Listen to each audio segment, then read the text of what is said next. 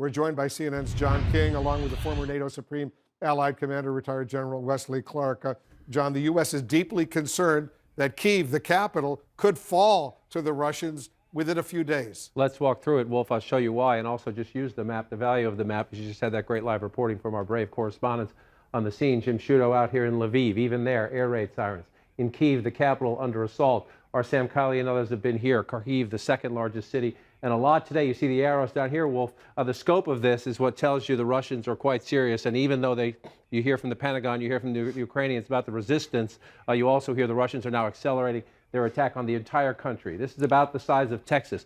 Amphibious infantry, that's the Russian jargon for Marines coming in here, as well as ground troops from Crimea heading up toward the Donbass, some heading toward the city of Kherson as well. And then you move up here so there's fighting down here, and then Kyiv, the capital. Obviously, seizing the state of power would be absolutely critical. I just want to bring us in closer to this. You remember yesterday, our Matthew Chance said he left Kyiv and went up here to the northwest to Antonov Airport. He ran into troops who identified themselves as Russians. He believed they were special operations forces. There was a back and forth between the Ukrainians and the Russians over who was in charge.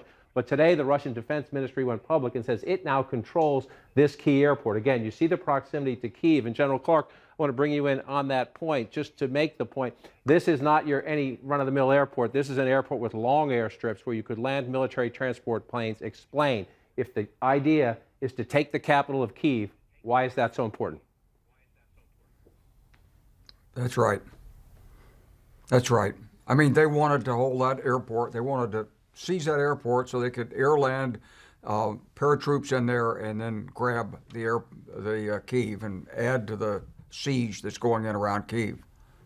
And so, Wolf, you get just the sense that's just one of the targets. General Clark has much broader perspectives about what he believes is a dire day. You know, and a really remarkable move. NATO, for the first time since it was established back, in 1949, it has activated what it calls its NATO response force. Tell us about that. So let me bring this up, and then General Clark, of course, once the NATO Supreme Allied Commander, can help us with the context. This is, again, if you look at the map from this perspective, all the blue are the NATO countries that surround. And so what has happened? This emergency NATO response force has never been activated to protect NATO countries. It was always used to project force elsewhere.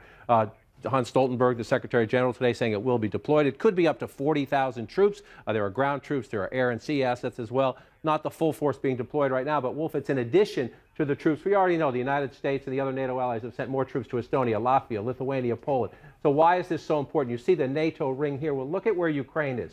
When we started this week, Russia, yes, has a puppet government in Belarus, but here was the line, essentially. So these NATO countries had a buffer, Ukraine.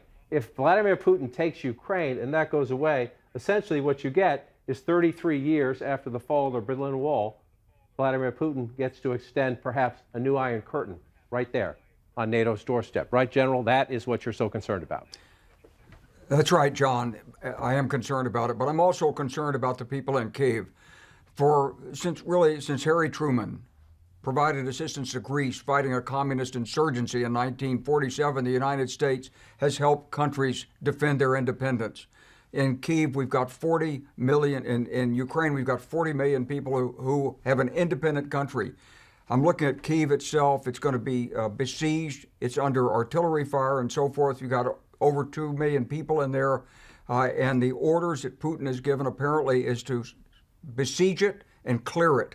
And that means unquestionably hundreds, maybe tens of thousands of civilian casualties. And for NATO, that's fine. We've activated the reaction force, but we're not going into Ukraine. We're not going to do anything for those people. So in my lifetime, what I've seen is the United States helps nations defend themselves against external aggression. And we're asking, what can we do? The sanctions are great, but what can we do tonight, tomorrow, the next day to help Ukraine and Ukrainians hold on to their independence and stop the impending slaughter in Kyiv? And Wolf, you can hear from General Clark there again, just to come back to the map of Kyiv. It's between the size of Chicago and Los Angeles. It's nearly 3 million people, as General Clark notes. Not only the seat of government, a giant metropolitan city, the largest city in Kyiv, under siege tonight. Well, let me ask General Wesley Clark, what can the U.S. do and the NATO allies? There are 30 countries that are members of NATO right now. What should they be doing to save the lives of those thousands of people in Ukraine who potentially the next day or two could be killed? Well, that's the question. And I think we should go to the United Nations. We should call on Russia to do an immediate halt of its operations. We should declare a safe zone around Kyiv and maybe every part of Ukraine west of the Dnieper River, let's say. Tell Russia to halt. Tell them to stop. They don't have the right to do this. As President Biden said, this is illegal. And the sanctions on Putin, they're great. But I remember being in the Balkans, and I remember what that hardship was, Wolf, and I probably, and you do too, I'm sure, where slaughter went on for years. 200,000 people were killed, and finally the United States stopped it. We have to stop this.